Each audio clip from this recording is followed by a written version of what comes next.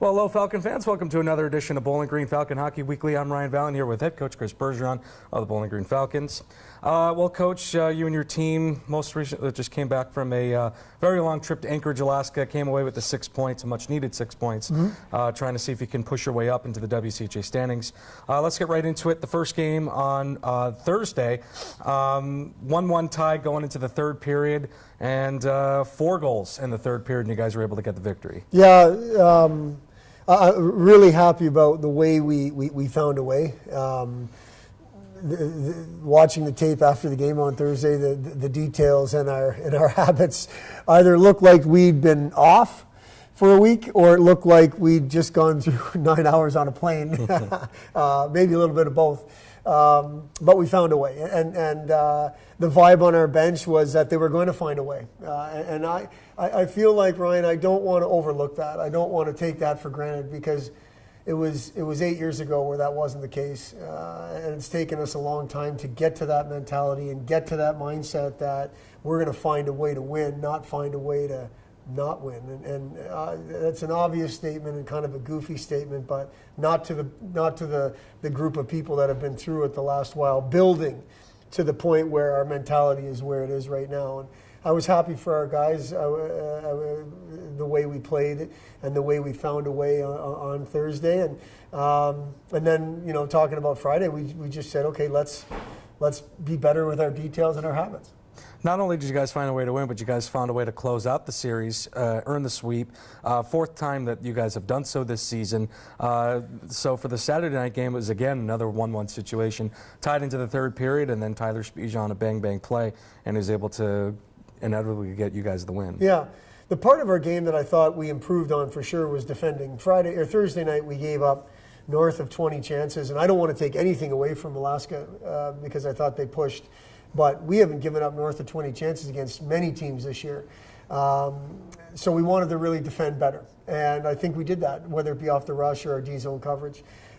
We had some opportunities on the second night, and you know, a 2-on-1, a couple 2-on-1s come to mind. We had a 2-on-0 shorthanded.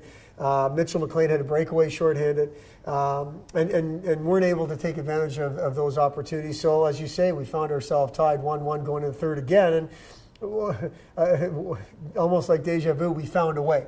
Weren't able to get the 4 goals and kind of run away with the game. It took a play by Cruz to Spezia there, good 3/4 of the way through the period, I think, to get the win. But we found a way to win, and really happy for our group to do that both nights.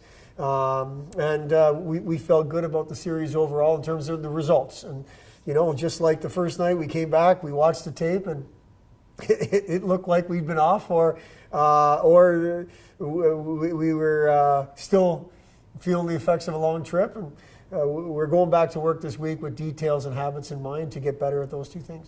What seemed like that wasn't a little rusty was the goaltending, especially with Ryan Bednard on Thursday. In my opinion, he looked rock solid, and then you went to Eric Dopp on the Friday night game, and aside from the 1 goal that he gave up, he was pretty solid as well. Yeah, I totally agree. The second period on Thursday, Ryan Bednard was a stud. I mean, he played really well. I mean, both goals were bang-bang plays that he had no chance on, but he made some great saves. I thought he was on top of his game, and you're exactly right. I mean, they did not look rusty at all. You know, we went with Dopp.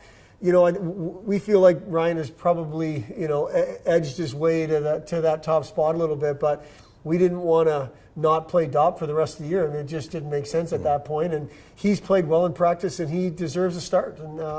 And he took advantage of that opportunity. You know, the 1 goal, I'd like to see him have it.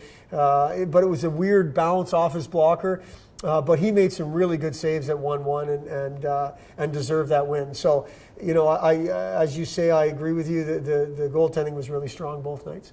Moving on to the weekend that is coming up, once again on the road, this time to Huntsville, Alabama for a series against the Chargers. This is the regular season finale.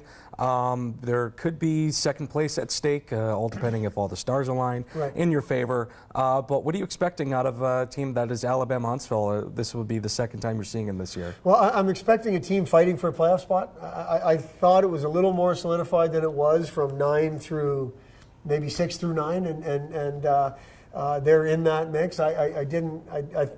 I didn't know that there was a potential that Lake Superior, who's at 9, could work their way in.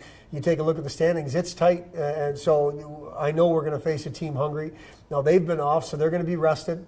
It's going to be their senior weekend. Potentially well, I guess for sure their last 2 home games of the year. All those combined, very similar to Anchorage. We're going to have to be ready. They're going to be hungry. They're going to be fired up, and our group's going to need to be ready to respond to that. All right, thank you very much, Coach, for sitting down with me. Thank you for having me. Of course, you can catch both games, Friday and Saturday from Huntsville, Alabama. I will have you covered on the Falcon Radio Network as the Falcons conclude the regular season. Don't forget to follow BG Falcon Hockey on Twitter and Instagram with the handle @BG Falcon Hockey, and we'll talk to you next week. Thank you.